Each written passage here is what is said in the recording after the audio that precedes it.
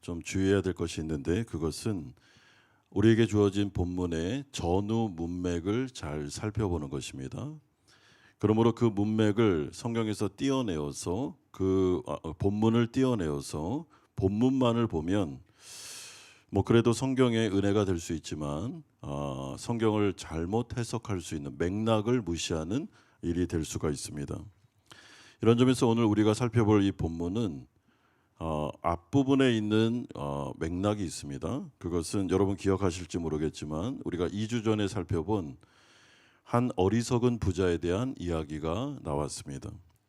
이 어리석은 부자는 이 세상의 이 모든 것임을 생각하고 재산을 쌓는데 전 인생을 투자하고, 그리고 그 재물이 자신의 세상의 삶과 또한 영원한 인생까지도 책임져 줄 거다라는 확실한 가치관과 믿음을 가지고 우상 숭배에 빠져 있었던, 탐심에 빠져 있었던 사람이었습니다.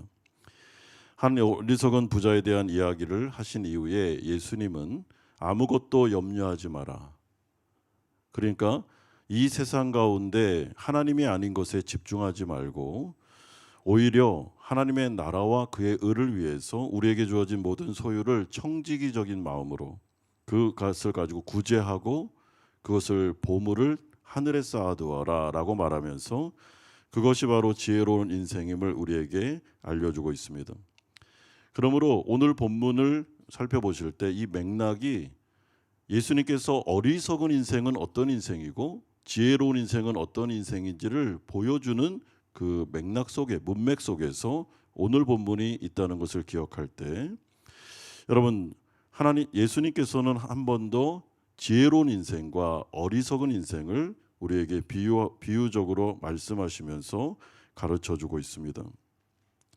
그러니 이 세상에 어리석게 살지 말고 지혜롭게 살라는 거죠. 여러분, 이런 점에서 오늘 우리가 첫 번째로 살펴볼 주제는 예수님의 분명한 가르침, 성경의 교리 중에 기독교 종말론에 대해서 35절에서 48절은 말씀하고 있습니다. 여러분, 오늘 본문에 보시면 집이라는 그 배경이 나오는데 예수님이 예화를 들면서 한 집에 대한 이야기를 하십니다. 그런데 36절, 39절, 42절에 이 집이라는 단어가 3번씩이나 반복되는 것을 볼 때, 여러분, 지금 예수님께서는 어떤 한 공간에 대한 이야기를 하고 있다는 것을 알게 됩니다. 그런데 이 집은 텅 빈 집이 아니라 주인이 살아있는, 주인이 다스리고 있는 집이었습니다. 그래서 오늘 본문을 유심히 보시면 주인이라는 단어가, 여러분 한번 세보십시오. 주인이라는 단어가 몇 번 나온지 아십니까? 12번 나옵니다. 굉장히 많이 나옵니다. 여러분, 성경에서 단어가 반복되거나 표현이 반복되면 강조점이 있는데 오늘 본문의 강조점은 집이라는 공간과 그리고 그 집을 다스리는 주인에게 포커스가 맞춰져 있습니다. 또한 이 집에는 청지기가 있는데 이 청지기는 여러분 그 당시에 주인의 소유를 도맡아 관리했던 종이었는데요. 그러므로 이 집에 종이라는 단어, 이 예화의 종이라는 단어가 무려 8번씩이나 나오고 있습니다. 그러므로 오늘 이 예화를 보실 때 예수님께서 어느 집이라는 곳에, 그렇죠, 주인이 계시고 거기에 종들이 있는데 이 종들이 어떻게 해야 지혜롭게 살 수 있는지를 말씀해 주시는 예화가 되는 것입니다. 여러분, 이런 점에서 이 세상을 비롯한, 그러니까 집이라는 공간이 세상을 비유할 수도 있고 교회를 비유할 수도 있는데요. 이 세상과 교회에는 분명히 주인이 계시다라는 것을 여러분 기억해야 되고, 이것이 바로 기독교 세계관입니다. 세상 사람들 가운데 어떤 사람들은 이 세상은 주인도 없고 하나님도 없다. 이 세상은 그냥 자신이 노력한 만큼 얻어내는, 자신이 차지하면 다 땅을 차지할 수 있는 무주 동산과 같다라고 말하는데, 여러분 그것은 잘못된 이야기입니다. 자신들이 그렇게 믿고 싶을 뿐이죠. 성경은 절대로 그렇게 말하지 않습니다. 여러분, 이 세상에는 주인이 계십니다. 창조주가 계십니다. 이 세상은 우연히 생겨난 게 아닙니다. 분명히 하나님께서 말씀으로 세상을 창조하셨고 창조의 주인이 계시며 그분은 살아계십니다. 또한 교회에도 분명히 주인이 계십니다. 교회의 주인은 하나님이시고 교회 머리는 예수님이시며 교회를 다스리는 분은 성령님이십니다. 인간이 교회 주인이 아닙니다. 여러분, 이것이 바로 성경에서 계속해서 들려주고 있는 세계관, 어떻게 틀림없는 하나님의 말씀이 되는 것입니다. 또한 오늘 본문에는 두 번째 성경적인 세계관이 나오는데, 그것은 예수님께서 계속해서 이 주인이 혼인잔치에 참여하느라 잠시 집을 떠났다가 다시 돌아올 것임을 반복해서 말씀하고 계시다는 거예요. 그러니까 이 주인이 잠시 집을 떠났습니다. 그런데 그 주인은 반드시 올 겁니다. 그런데 다시 오시는데 언제 오시는지는 모릅니다. 여러분, 이것은 기독교 종말론을 말하는 것입니다. 그러므로 36절에는 돌아오다, 38절에도 이르러서, 39절에도 이를 줄, 40절에도 인자가 오리라, 43절에도 이를 때에, 45절에도 더디어 오리라, 46절에도 이르러라는 말들이 7번이나 반복돼서 옵니다. 여러분, 그러므로 기독교 종말론은 우리 가운데 말씀하는데, 예수님은 반드시 재림하신다, 예수님은 다시 이곳을 찾아오실 거다라는 말씀을 우리 가운데 반복해서 들려주고 있습니다. 인자가 다시 오리라. 여러분, 이것은 예수님의 말씀이기 때문에 반드시 속히 이 일이 이루어지게 됩니다. 그러므로 여러분, 이러한 세계관을 가지고, 이러한 안경을 가지고 이 세상을 돌아보고 우리의 인생을 돌아볼 때, 여러분, 우리가 꼭 기억해야 되는 것은 이 세상이 전부가 아닙니다. 여러분, 지금은 언제든지 예수님께서 재림할 수 있는 말세입니다.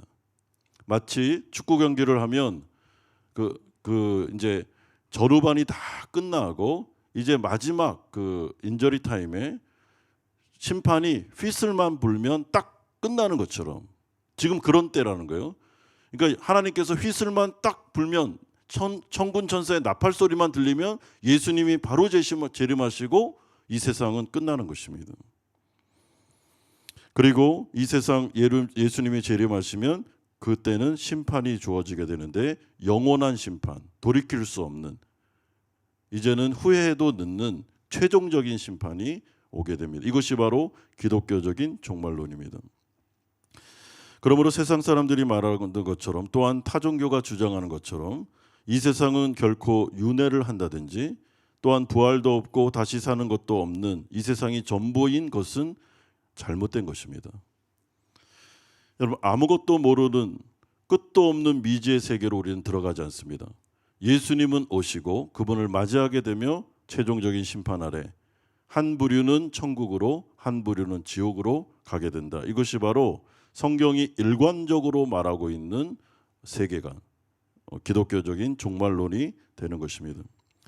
그러므로 이런 세계관을 가지고 여러분, 우리의 인생을 재조정하는 것이 지혜로운 인생이라는 거예요.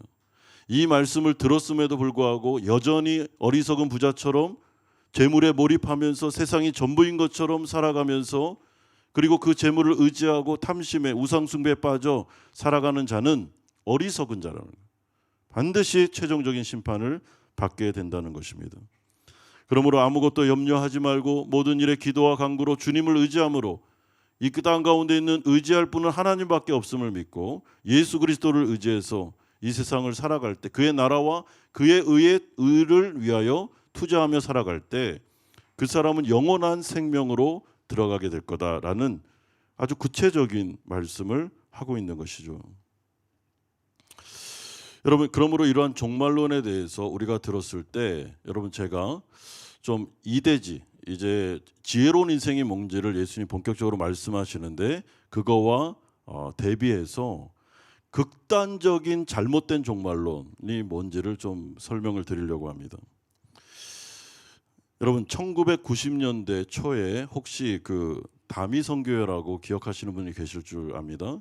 제가 8살 때 저도 그 실황을 봤습니다. 실제로 그 다미성교회를 이끌었던 이장님이라는 사람이 있는데, 이 사람이 어떤 주장을 했냐면 1992년 10월 28일 24시 자정에 예수님이 공중에 재림하시는데, 이때 선택받은 성도들은 하늘로 들림을 받는 휴거가 일어나게 된다라고 주장을 했고, 여러분, 이걸 믿는 다미성교회 신자들이 이것을 굳게 믿는 바람에 여러분 굉장히 낭패를 당하는 일이 벌어지게 되었습니다. 그래서 1992년 10월 28일 자정에 여러분 기억하신 분 계실 텐데요.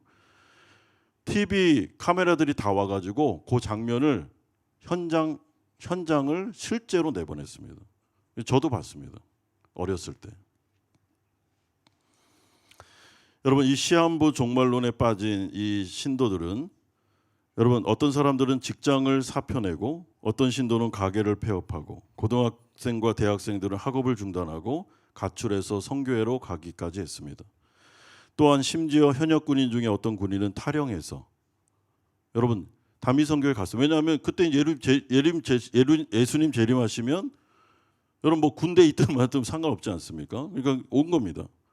그리고 어떤 사람들은 하늘로 올라갈 때 재물이 무슨 소용이야 하면서 전 재산을 팔아 이 다미 선교회에 바치는 일이 벌어졌습니다. 근데 좀 이상하죠. 왜 다미 선교회는 그 헌금을 왜 받아요? 그리고 남편과 아내가 그것을 말리면 사탄아 물러가라 하면서 이혼까지 하고 그리고 그 자정에 모인 겁니다. 어떤 일이 벌어졌겠습니까? TV로 생중계된 이 사건은 해프닝으로 끝나고 말았습니다. 어처구니 없는 일이 벌어졌는데 이 선교회 교주였던 이장님이 신도들에게 뜯어낸 돈으로 여러분 1993년 이후에 휴거 예정일 이후에 만기가 돌아오는 장기 채권을 매입했다가 그게 들통이 나고 말았습니다.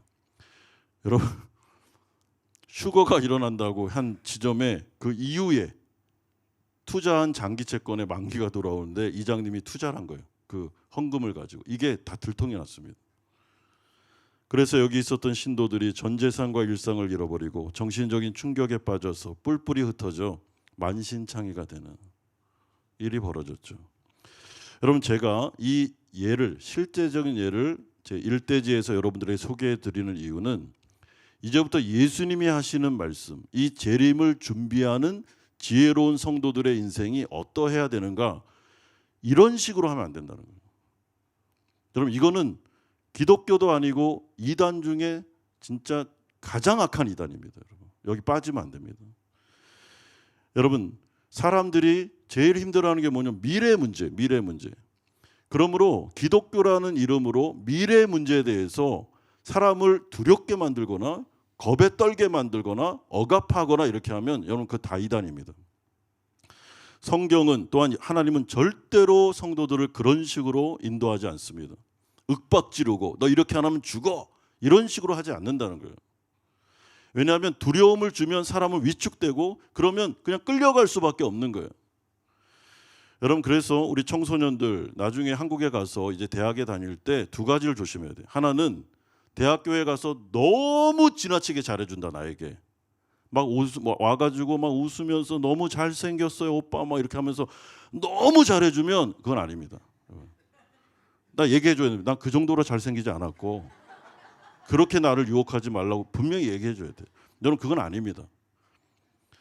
그리고 이상하게 우연히 겹쳐서 나를 여러 번 그 사람이 만납니다. 그러면서 하는 말이 오늘 또 여기 오셨네요. 그때 딱 알아봐야 됩니다. 당신 여기 왜 왔어? 물어봐야 돼요. 여러분 또 다른 극단이 무엇인가 하면 조심하셔야 되는데 두려움을 조장할 때 막 미래에 대해서 마치 자기가 뭐 독심술을 가진 것처럼 내가 네 마음을 보고 있고 막 미래가 어떻게 돼 이러면 다 아닙니다. 여러분. 그거는 예수님 외에는 우리의 마음을 보시는 분이 없습니다. 여러분 제가 실제로 독심술을 한다는 목사님을 만난 적이 있습니다. 그분하고 차를 타고 가고 있는데 제가 운전하고 옆에 앉아 계셨어요. 근데 그분이 저한테 하는 말이 본인은 마음을 읽는데요. 이게 얼마나 무서운지. 왜냐하면 제 마음을 읽고 있을 거 아니에요 지금. 섬뜩하더라고요. 알고 보니까 다 이런 말 쓰면 안 되는데 다 뻥입니다. 아니에요. 다 잘못된 겁니다. 여러분 예수님은 인격적이고 그리고 우리를 그런 식으로 다루지 않습니다. 말씀을 통해 설득하고 그리고 우리한테 정직하십니다. 여러분 막 알람망고 끼고 뭐 그러면서 막 제발 와주고 막 너 너무 잘생겨 그렇게 안 합니다. 너 좀 못생겼지만 그래도 난 널 사랑해. 이런 식으로 말씀하시죠. 자, 두 번째는 그렇다면 예수님께서 말씀하시는 지혜로운 인생은 무엇인가? 예수님의 재림을 깨어서 준비하라라는 말씀이 35절에서 45절까지에 나오고 있습니다. 여러분, 인자의 재림을 깨어서 준비하라라는 이 명령은 마치 집주인이 밤늦게 오듯 아니면 새벽녘에 혼인잔치에서 돌아왔음에도 불구하고 주인이 오면 문을 열어주기 위해 허리를 졸라매고, 여러분 이 당시에 유대인들은 이렇게 통으로 마치 그 치마처럼 원피스처럼 통으로 된 옷을 입었기 때문에 일을 할 때는 종들이 허리에 이렇게 띠를 띠고 이렇게 묶었습니다. 그러니까 지금 잠을 자는 게 아니라 휴식에 취해 있는 것이 아니라 일하고 있는 사람처럼 등불을 켜고 자거나 앉지도 말고 서서 주님을 기다리는 종처럼 주님 오실 날을 집중하면서 인생을 살라라는 것이 바로 예수님의 명령이고 재림을 기다리는 사람들의 해야 될 일이라는 거예요. 여러분, 그러니까 깨어 있으라는 거예요. 그리고 집중하라는 거죠. 예수님의 재림에 대해서. 그런데 이러한 예수님의 권면은 사실 종의 행동에 초점이 맞춰져 있다기보다는, 그것도 맞지만 더 중요한 초점은 종의 마음에 있습니다. 여러분, 마음에. 왜냐하면 이 종은 주인을 너무나도 사랑하고 존경하는 나머지 그가 오실 시간만을 기다리는 사람과 같기 때문에 그렇습니다. 그러므로 주인이 속히 집으로 돌아오시기를 간절히 바라는 마음이 있는 겁니다. 주여 어서 오시옵소서. 주님의 재림을 바라는 거죠. 주님 제발 빨리 오십시오. 이런 것입니다. 여러분, 이런 점에서 예수님은 45절을 통해 악한 종의 마음을 공개하시는데, 여러분 악한 종은 이렇습니다. 마음에 생각하기를 주인이 더디 오리라 하여라고 말하고 있습니다. 여기서 더디 오리라라는 이 말은 주인이 더디 올 거야 라고 해석할 수도 있지만, 더 정확히 말하면 주님이 더디 왔으면 좋겠어, 또는 아예 주인이 안 왔으면 좋겠어 라는 것으로 해석하는 것이 더 정확합니다. 그러므로 이 악한 종의 마음의 상태는 주인을 존경하지도 않고 사랑하지도 않기 때문에 마치 자신이 집주인인 것처럼 악하게 행동하는 배은망덕한 종이라는 거예요. 그러므로 예수님의 비유로 설명하면 어리석은 부자와 같습니다. 여러분, 예수님이 오실 날을 기다리지 않습니다. 기다릴 필요도 없습니다. 하나님을 사랑하지 않아요. 예수님을 사랑하지 않습니다. 이 세상이 전부입니다. 여기에서 잘 먹고 잘 살고 그리고 쾌락을 누리는 게 전부예요. 어리석은 부자처럼. 그 사람의 세계관, 가치관은 예수님의 재림이 없어요. 재림은 있어도 되고 없어도 돼요. 아무 상관없어요. 관심이 없으니까. 여러분, 하나님의 나라에 대해서 관심이 없어요. 모든 생각이 다 이 세상입니다. 여기에서 어떻게 돈을 벌지, 어떻게 잘 살지, 그렇게 해서 어떻게 내가 안전한 삶을, 행복한 인생을 살아가지, 그의 세계관은 이 세상이 전부라는 거예요. 그래서 그의 마음속에는 예수님 오십니다, 예수님 재림하십니다, 귀뚱으로도 듣지 않습니다. 관심도 없습니다. 그리고 안 왔으면 좋겠어요. 왜? 이 세상의 주인이 나니까. 안 왔으면 좋겠다는 거예요. 어리석죠. 하지만 여러분, 오늘 본문에서 예수님은 이 지혜로운 종에 대해 말씀하시면서 주인을 사랑하기 때문에 주인이 언제든지 올 것을 준비하면서 깨워서 주님 맞을 준비를 하고, 마치 신부가 신랑을 맞이할 준비를 하는 것처럼, 혼인 예식을 기다리는 신부처럼 주님 오시는 그날을 너무 기대하는 마음으로 이 세상을 믿음으로 살아가는 자들, 그 사람들이 바로 거룩한 순결한 인생을 사는 지혜로운 성도다라고 말씀하고 있습니다. 여러분, 여기 앉아 계신 우리 그 여자 성도님들 가운데 결혼식 전날 어떻게 잠이 오던가요? 어떠셨습니까? 여러분, 잠을 잘 주무셨습니까? 예, 목사님, 저는요, 그냥 꿈만 같이 잤는데 그럴 수가 없어요. 여러분, 신부는 결혼식 전날 잠이 안 와야 됩니다. 그리고 새벽 4시부터 일어나 신부 화장을 해야죠. 여러분, 신부 화장을 하고 딱 나오면 신랑이 깜짝 놀랍니다. 많이 바뀌어 있거든요. 예. 그 정도로 신부 화장을 해야 됩니다. 여러분, 제 아내도 많이 바뀌어 있더라고요. 제가 이 깜짝 놀란 게 이제 신혼여행을 갔는데 여러분 이 머리에 그 핀 있잖아요. 이 까만 핀을 빼는데 한 100개는 뺀 것 같아요. 어마어마합니다. 그거를 여러분 한두 시간에 할 수 있겠습니까? 그 신부 단장을. 여러분 다음 날이 혼인잔치예요. 결혼식입니다. 내가 거기에 주인공이에요. 신부. 여러분 결혼식의 주인공은 신부잖아요. 신랑이 아닙니다. 신부가 주인이에요. 그 결혼식을 앞두고 잠이 올 수 있겠냐는 거예요. 신랑을 맞이할 마음과 또 내가 거기에 등장해야 되는 그 설렘으로 인해서 준비하고 기다리고 그렇게 하는 거죠. 여러분 그 사람이 바로 지혜로운 사람입니다. 그런데 오늘 본문에는 두 번째 지혜로운 사람을 이야기하는데 주인에게 충성한 청지기적인 삶을 살아가는 그 집안의 청지기에 대해서 말해주고 있습니다. 여러분 42절에서 44절 보시면 주께서 이르시되 지혜 있고 진실한 청지기가 되어 주인에게 그 집 종들을 맡아 때를 따라 양식을 낳아놓을 자가 누구냐? 주인이 이를 때에 그 종이 그렇게 하는 것을 보면 그 종은 복이 있으리로다. 내가 참으로 너희에게 이르노니 주인이 그 모든 소유를 그에게 맡기리라. 여러분 이 당시에 청지기는 주인의 소유를 맡아서 관리하는 종입니다. 그리고 진실한 청지기다라는 말은 믿음직스럽다, 충성된 자다라는 의미를 가지고 있습니다. 그러므로 여러분 성도에게 있어서 우리가 가지고 해야 되는 생각은 우리에게 주어진 모든 소유는 누구 겁니까? 하나님 거라는, 예수님 거라는 것을 깊이 인식하고 있어야 됩니다. 이게 청지기적인 삶이죠. 여러분 주일날 다윗 설교를 할 때도 제가 이 청지기적인 삶을 말했고 누가복음을 말씀드릴 때 계속 이것을 강조하고 있습니다. 여러분 우리의 시간, 건강, 우리가 가진 재산, 또 우리가 가지고 있는 재능, 우리의 외모, 이 모든 것은 다 하나님이 주신 겁니다. 하나님이 주신 선물이에요. 그러므로 소유권은 하나님에게 있습니다. 여러분 이 세상에서 중요한 건 소유권이에요. 소유권. 소유권 주장을 하려면 여러분 그 소유권을 가지고 있는 사람이 결제하지 않으면 그걸 쓸 수가 없는 것입니다. 그러므로 청지기라는 이 개념을 통해서 지금 지혜로운 인생을 살기 위해서 첫 번째로 기억해야 되는 것, 우리에게 가진 모든 것은 다 하나님의 것임을 인정하는 것이죠. 이런 관점에서 생각해 보실 때 내가 재산이 많다, 내가 재능이 뛰어나다, 아니면 내가 할 수 있는 일이 많다라는 것이 꼭 이로운 것은 아닙니다.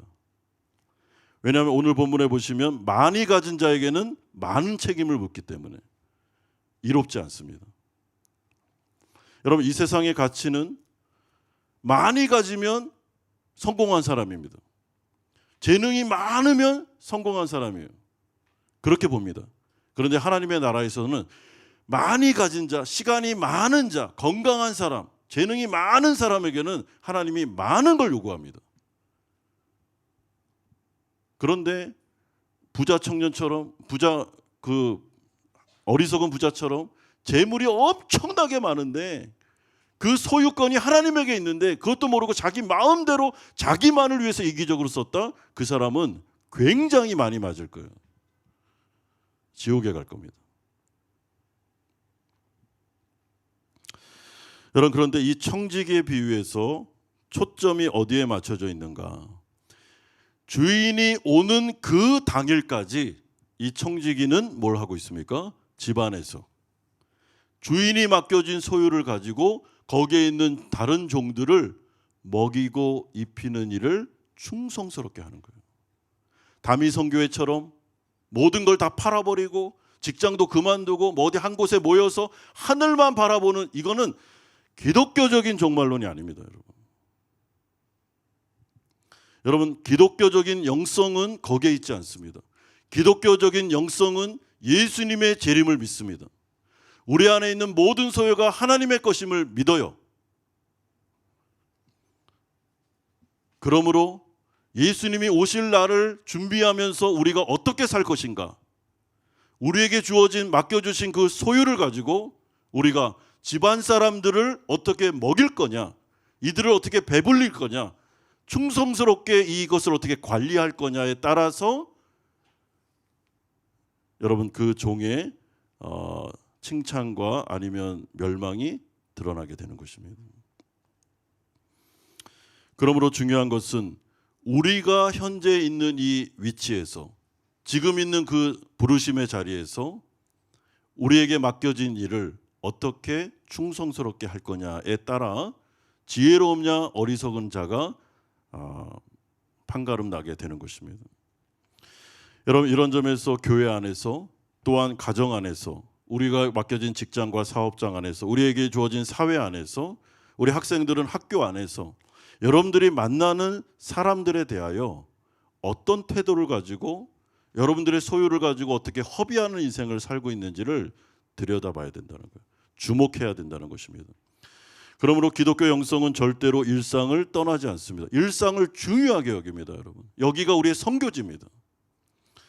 여러분, 전임 선교사도 있고 전임 목회자도 있지만 모든 평신도 분들도 다 선교사입니다. 여러분들에게 부르심 받은 그곳이 선교지입니다. 그러므로 우리에게 한마음교회로 보내셨습니까? 여기 한마음교회 오셔서 여러분들이 가진 시간과 달란트와 재물과 여러분들이 가지신 그 재능을 가지고 여러분 이 교회 안에서 여기에 모이고 있는 우리가 도와줘야 되는 영혼들에게 여러분 정말 충성스럽고 신실한 청지기처럼 여러분들이 가진 것을 가지고 그들을 먹이고 살리고 입히고 영혼을 구원하며 영혼을 살찌우고 그런 청지기적인 인생을 살아야 된다는 거예요. 여러분, 이런 점에서 우리 교회는 한 성도가 1인 반드시 한 봉사를 하기를 원하고 있습니다. 여러분, 그저 교회 와서 예배만 드리고, 그것도 감사해요. 적응하기까지는 그렇게 하셔야 돼요.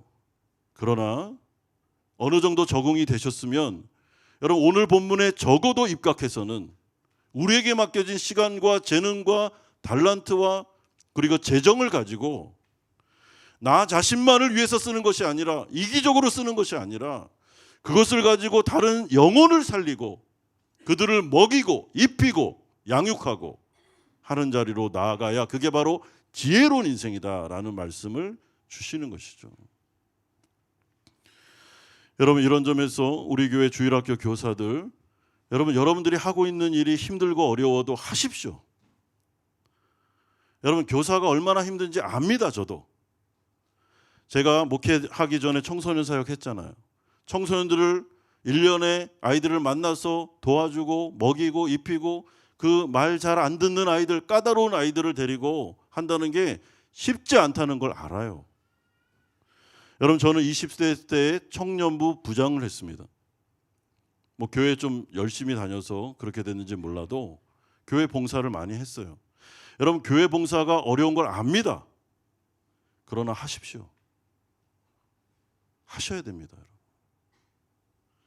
여러분, 그냥 교회만 왔다 갔다 그렇게 하지 말고 청직이잖아요. 우리에게 맡겨진 걸 가지고 다른 영혼을 먹이고 입히는 거예요. 여러분, 예수님이 그렇게 하라고 우리에게 말씀하고 있지 않습니까? 여러분, 가정 안에서 내가 엄마로서 아빠로서 우리 자녀들 그리고 가정에 있는 나의 식구들을 위하여 기도하셔야 됩니다. 그들의 영적인 복을 위해서 끊임없이 기도하셔야 돼요. 그리고 그들을 사랑으로 양육하셔야 됩니다. 여러분, 부모들은 자녀들을 사랑으로 양육하라고 우리에게 맡겨주신 아이들이잖아요. 아이들에 대해서 사랑하셔야 됩니다, 여러분. 어떤 부모가 자녀를 안 사랑합니까? 안 사랑하는 부모도 있어요. 그렇게 하시면 안 됩니다. 우리에게 맡겨진 직장과 사업장에서 만나는 베트남인들에게 여러분 거룩한 부담감을 가지셔야 됩니다. 그 영혼들에 대해서 내가 말 한마디 잘못하면 이 영혼이 시험 들 수 있고 그리고 기독교에 대해서 낙심할 수 있기 때문에 조심하는 것이죠. 그러므로 예수님께서 거룩한 이 청지기 비유를 통해서 우리에게 하시는 말씀은 예수님 재림하시지만 그렇다고 해서 다미성교회 같이 이런 식으로 살지 말고 더 세상 속으로 깊이 들어가 우리에게 주어진 공동체 안에서 우리의 지위와 우리의 달란트와 모든 것을 가지고 내가 만나고 부딪히는 그 영혼들에 대하여 책임감을 가지고 그들에게 허비하는 인생, 그들에게 구제하는 인생, 그들의 영혼을 살리는 인생을 살아가라. 이게 바로 지혜로운 종말을 대비하는 삶이다라고 말씀해 주고 있습니다. 그러므로 마지막 세 번째로 이런 지혜로운 자와 그렇지 못한 어리석은 자는 어떤 최후를 맞이하게 되는가? 여러분 오늘 본문 37절에서 38절 그리고 43절을 보시면 세 번씩이나 이런 자들에게는 뭐가 있다고 합니까? 복이 있으리라라고 말씀하고 있습니다. 그러면서 37절에 내가 진실로 너에게 이르노니 주인이 띠를 띠고 그 종들을 자리에 앉히고 나와 수종들리라라는 부연 설명을 하시는데, 그러므로 이 복은 완성될 하나님의 나라에 들어갔을 때 성삼위 하나님께서 우리를 시중 드시는 완전한 평안과 안식과 행복으로 들어가는 하나님의 천국 생활을 의미하는 것입니다. 이렇게 살아가는 믿음의 종들은 반드시 완성될 하나님의 나라에서 영원한 안식 가운데 행복을 누리게 될 거라는 것이죠. 반면에 어리석은 종, 자신의 인생에 모든 것이 자신이 소유주임을 라고 착각하여 자신의 것을 가지고 이기적으로 자기만을 위해서 살았던 그 어리석은 부자와 같은 종들의 최후는 어떻게 됩니까? 45절에서 48절 보시면 만일 그 종이 마음에 생각하기를 주인이 더디 오리라 하여 남녀 종들을 때리며 먹고 마시고 취하게 되면 생각하지 않은 날 알지 못하는 시각에 그 종의 주인이 이르러 엄히 때리고 신실하지 아니한 자의 받는 벌에 처하리니 주인의 뜻을 알고도 준비하지 아니하고 그 뜻대로 행하지 아니하는 종은 많이 맞을 것이요 알지 못하고 맞을 일을 행한 종은 적게 맞으리라. 왜 이렇게 자꾸만 때린다는 얘기를 할까 이렇게 여러분 생각하실 수 있는데, 이 당시에는 실제로 주인이 종을 때렸습니다. 그렇기 때문에 이런 비유를 드는 거예요. 우리가 생각하면 좀 이해가 안 되지만 이 당시에는 실제로 종은 주인의 소유기 때문에 때리기도 하고, 여러분 엄히 때리기도 하고 막 채찍으로 때리기도 하고 그랬다니까요. 그래서 이런 비유, 문화적인 비유를 드는 것입니다. 여러분 이 사람의 행태는 무엇입니까? 남녀동들을 때리며 먹고 마시고 취하게 되면, 이게 무슨 말이에요? 주인의 소유가 자기 소유인 줄 알고 착각한 거예요. 그래서 자기 마음대로 산 겁니다. 그때 주인이 딱 와서 하는 게 엄히 때리고 지옥으로 보내는 거죠. 그러므로 이 어리석은 부자 비유에 이어서 주어지는 오늘 이 본문의 말씀, 지혜롭게 살라라는 이 청지적인 사명에 대해서 여러분 우리가 반드시 기억하셔야 됩니다. 그리고 이런 세계관을 가지고 안경을 딱 끼셔야 됩니다. 바꿔 끼셔야 됩니다. 그러면 이제는 그 안경으로 우리의 인생을 보셔야 됩니다. 그러면 보입니다, 여러분. 내가 지금 어떻게 살아가는지. 너무 이기적이에요. 자기 자신밖에 몰라. 그러면 여러분 오늘 적어도 이 세계관의 말씀에 따르면 이렇게 좀 퀘스천 마크를 해봐야 돼요. 내가 구원받은 게 맞나? 나는 왜 이렇게 나 자신만을 위해 살지? 이렇게 생각을 해야 되는 겁니다. 여러분 이런 점에서 우리 교회도 생각을 해야 되는 거예요. 하나님께서 우리 교회 가운데 재정을 허락하신다면 이걸 어떻게 쓸 것인가? 구제에 쓰고 열악한 환경에 있는 분들을 위해 쓰는 게 맞지 않는가라는 거룩한 도전이죠.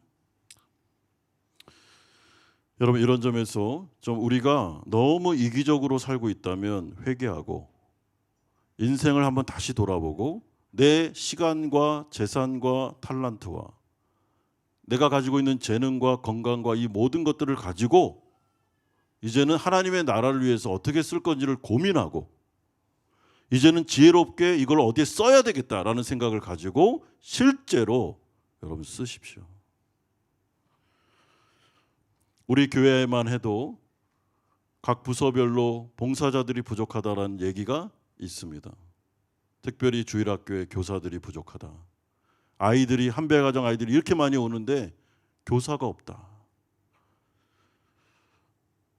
그러면 아이들을 보내는 부모님들은 여러분 고민하십시오. 아이들을 선생님에게만 맡기지 말고 본인이 한번 봉사자가 되보십시오. 그게 지혜로운 인생입니다. 예수님께서 우리 가운데 제발 지혜롭게 살라고 어리석게 살면 안 된다는 말씀을 무려 3번씩이나 세 번의 본문을 통해서 우리에게 말씀하십니다. 강조죠.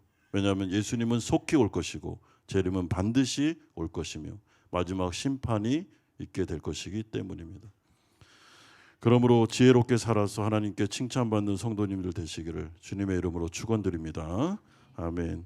기도하겠습니다. 거룩하신 아버지,